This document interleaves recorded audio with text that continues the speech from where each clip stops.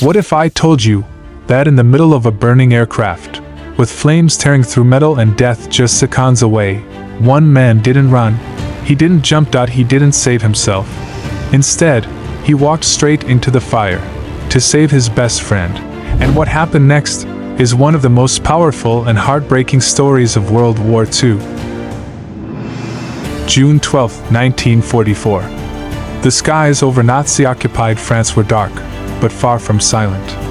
Allied bombers filled the night, flying deep into enemy territory on a mission to weaken the German war machine. Among them was a Lancaster bomber, heavy, loud, and vulnerable in the darkness. Inside that aircraft were 7 men, each carrying their own fears, their own hopes, and none of them knowing what the next few minutes would bring. Flying Officer Andrew Mynarski, a Royal Canadian Air Force airman, was one of them.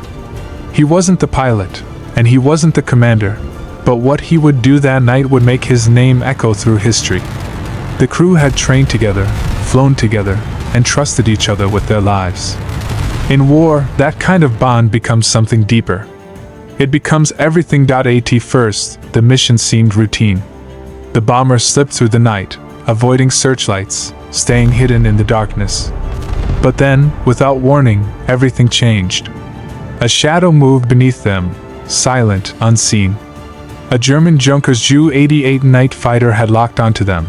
The Ju-88 had a deadly advantage. It attacked from below, from a blind spot where the Lancaster couldn't defend itself. And within seconds, it opened fire. Cannons roared upward into the belly of the bomber. Metal ripped apart. Explosions shook the aircraft. Fuel ignited. The Lancaster was on fire. Inside, chaos erupted. Flames spread rapidly through the fuselage, smoke filled the air, and the aircraft began to lose control. Every second mattered now. Every second meant the difference between life and death. The crew scrambled, trying to reach the escape hatch as quickly as possible. Then came the order no airman ever wanted to hear. Bail out! Pilot Arthur DeBrain knew there was no saving the aircraft. One by one, the crew rushed toward the exit, parachutes ready, hearts pounding. This was their only chance. Jump or burn. Andrew Mynarski moved with them.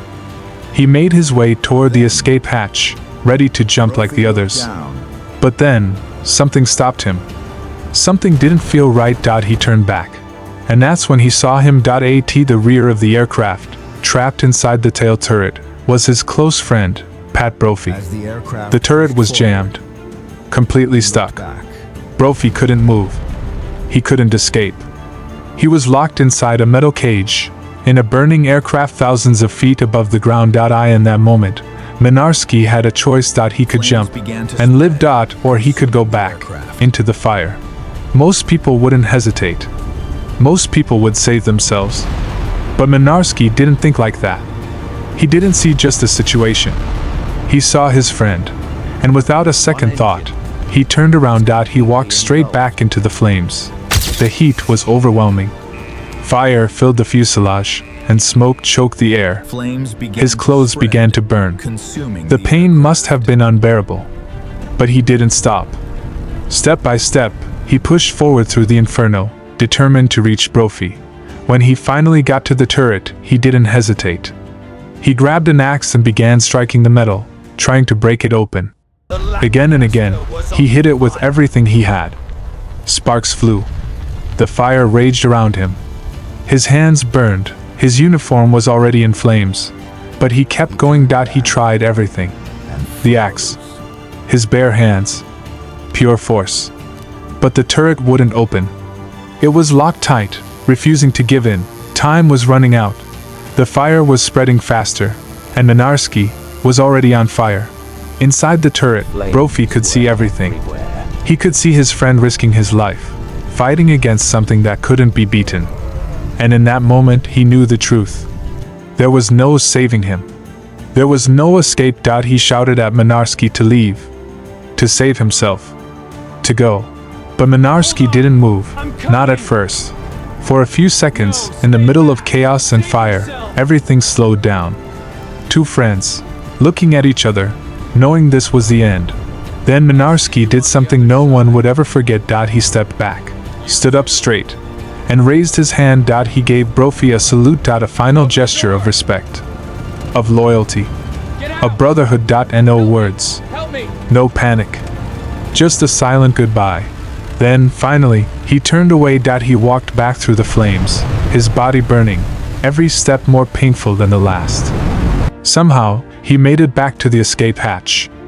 And without hesitation, he jumped out. He fell into the darkness, the burning aircraft behind him lighting up the night sky. His parachute opened, carrying him down. But the damage was already done. He hit the ground alive, but barely. Rescuers found him severely burned, his body shattered by what he had endured. And yet, even in that state, his first concern wasn't himself. It was his crew. It was Brophy. Back in the sky, the Lancaster could no longer hold together. It finally gave in, crashing into the ground in a violent explosion. But something incredible happened. The tail section of the aircraft, where Brophy was trapped, broke away before the final impact. Still inside the turret, he survived. Against all odds, he lived. He was later rescued by the French resistance, pulled from the wreckage of what should have been certain death. Andrew Mynarski, however, did not survive his injuries. He gave everything for a friend he believed he could save. Pat Brophy never forgot what happened that night. Not for a single moment. He spent the rest of his life telling the story, making sure the world knew what Andrew Mynarski had done. Because this wasn't just bravery. This was something beyond that. This was loyalty at its absolute limit. For his actions, Andrew Mynarski was awarded the Victoria Cross, the highest military honor for valor. But no medal, no recognition, no words could ever fully capture what he did in those final moments. In a world where survival often comes first, he chose something else. He chose sacrifice. He chose loyalty. He chose to stand by his friend, even in the face of certain death. And that's why his story still matters. Because heroes aren't just the ones who survive. Sometimes, they're the ones who don't.